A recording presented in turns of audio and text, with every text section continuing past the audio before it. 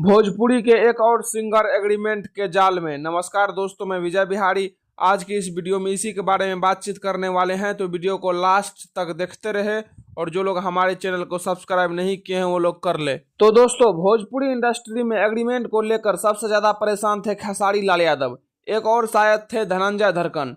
लेकिन खेसारी लाल यादव कुछ ज्यादा ही परेशान थे क्योंकि इनका मामला सुप्रीम कोर्ट तक चल गया था।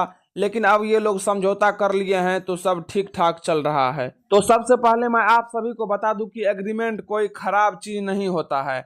मान लीजिए कोई आपको 10 लाख रुपया देगा और बोलेगा कि इतना काम करना है। अगर आपको पसंद रहता है तो आप एग्रीमेंट पेपर पे साइन कर देते हैं और बोलते हैं कि हाँ, मुझे 10 लाख रुपया चाहिए, मैं इतना काम कर दूंगा। लेकिन अगर आप वही काम अच्छा ढंग से कर देते हैं तो कोई भी दिक्कत नहीं होगा। लेकिन आगे चलकर अगर आप थथरई करने लग जाते हैं कि नहीं ऐसे वैसे, तो वही दिक्कत होने लग जाता है। तो दोस्तों, कुछ भाई लोग का कमेंट आ रहा था कि नीलकमल सिंह का गाना सिर्फ टी सीरीज से ही क्यों आता है।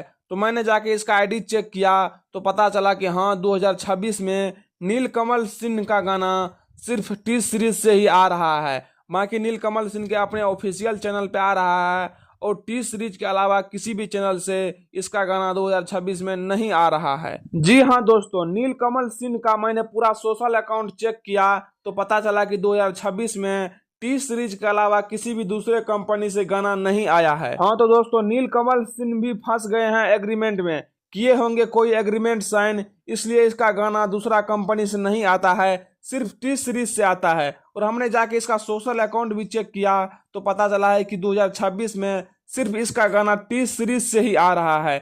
बाकी आप सभी का इसके बारे में क्या कहना है नीचे कमेंट बॉक्स में जरूर बताएं और ज़्यादा से ज़्यादा वीडियो को लाइक, चैनल को सब्सक्राइब जरूर करें।